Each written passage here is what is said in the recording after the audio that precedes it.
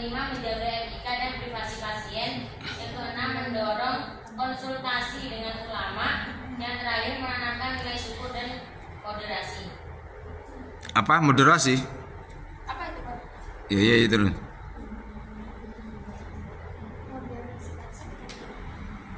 Itu contohnya mengingatkan pasien untuk bersyukur atas ciptaan Allah dan tidak terobsesi dengan standar kecantikan dunia yang tersebar. Bagaimana jika orangnya tidak bersyukur? Kalau orangnya tidak bersyukur ya, iya bagus. Artinya dia mestinya ya bersyukur saja, tetapi dia tidak bersyukur, akhirnya melakukan benda plastik yang notabene melanggar norma dan seterusnya. Itu apa dampaknya menurut agama gitu maksudnya, gitu kan? Ya bagus tadi memberikan umpan balik.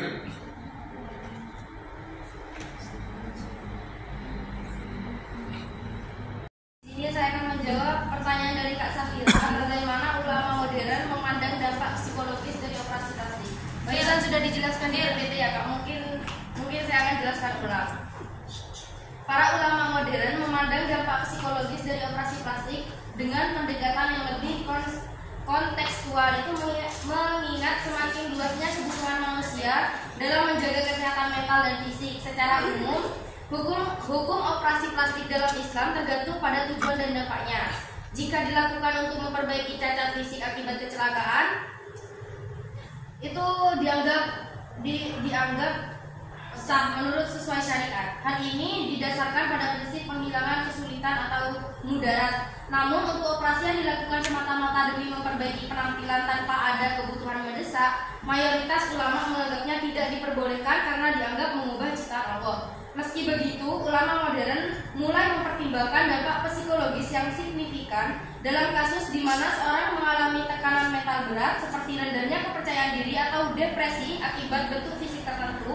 Operasi plastik dapat dilihat sebagai untuk menjaga kesehatan jiwa. Prinsip menjaga jiwa merupakan salah satu tujuan ulama syariat, sehingga operasi plastik dapat diperbolehkan jika bertujuan menghilangkan penderitaan mental atau sosial yang nyata. Keputusan ini harus tetap dilandasi niat yang benar, tidak melampaui batas, dan mengikuti pertimbangan medis serta etika Islam. Dengan demikian, dampak psikologis menjadi faktor penting dalam menentukan kebolehan operasi plastik dalam konteks tertentu. Apa ada salah? Gak apa-apa. Pertanyaannya itu tentang bagaimana Islam memandang niat seseorang melakukan benda plastik untuk meningkatkan kepercayaan dirinya. Hukumnya dibolehkan jika benda plastik dilakukan untuk kebutuhan medis atau memperbaiki cacat fisik yang menyebabkan kesulitan nyata, misalnya akibat kecelakaan, cacat bawaan, atau kondisi yang mempengaruhi kesehatan fisik atau mental. Ini kan habis kecelakaan, mukanya tuh berubah, rusak, itu kalau mau diperbaiki boleh, tapi jangan dengan alasan untuk mempercantik diri. Dilarang jika benda plastik dilakukan untuk alasan semata-mata estetika seperti mengubah ciptaan Allah tanpa kebutuhan yang sah. Hal ini dilarang berdasarkan hadis Rasulullah Sallallahu Alaihi Wasallam. Allahumma sholli alaihi. Jangan tindakan mengubah ciptaan Allah demi tujuan kesombongan. Kayak nggak ada apa-apa tiba-tiba mau operasi plastik gitu, nggak boleh ya. Niat dan tujuan jika untuk menghilangkan rasa minder, berlebihan, atau gangguan mental. Islam memandang aspek psikologis seseorang sebagai bagian yang penting.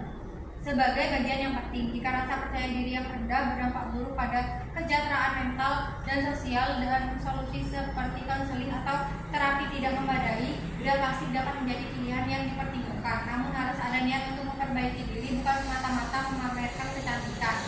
Jika sekedar mengikuti tren atau standar kecantikan modern, niat seperti ini tidak sejalan dengan ajaran Islam karena berpotensi mendorong sikap berlebihan atau tabdzir dan ketidakpuasan terhadap ciptaan Allah. Prinsip syariah menjaga kesederhanaan. Islam menganjurkan untuk bersyukur atas ciptaan Allah dan tidak merasa rendah diri karena penampilan fisik. Menghindari israf atau berlebihan. Beda plastik yang mahal untuk tujuan estetika seringkali dianggap pemborosan yang tidak dianjurkan dalam Islam, tidak membahayakan diri. Prosedur medis harus mempertimbangkan aspek keselamatan. Jika bedah plastik berisiko tinggi dan tidak ada alasan kuat, ini bertentangan dengan prinsip menjaga diri dari bahaya. Sebelum memutuskan bedah plastik, dianjurkan untuk introspeksi niat, berkonsultasi dengan ulama atau ahli agama, dan mempertimbangkan solusi lain seperti penguatan spiritual, terapi psikologis, atau pendekatan natural untuk membangun kepercayaan diri. Kepercayaan diri yang sejati seringkali berasal dari penerimaan diri dan keyakinan bahwa setiap manusia memiliki nilai lebih dari sekedar penampilan fisik. Apakah ada tambahan? Terima kasih. Baik, presentasi kali ini sudah mencapai akhir. Saya akhiri presentasi pada pagi hari ini.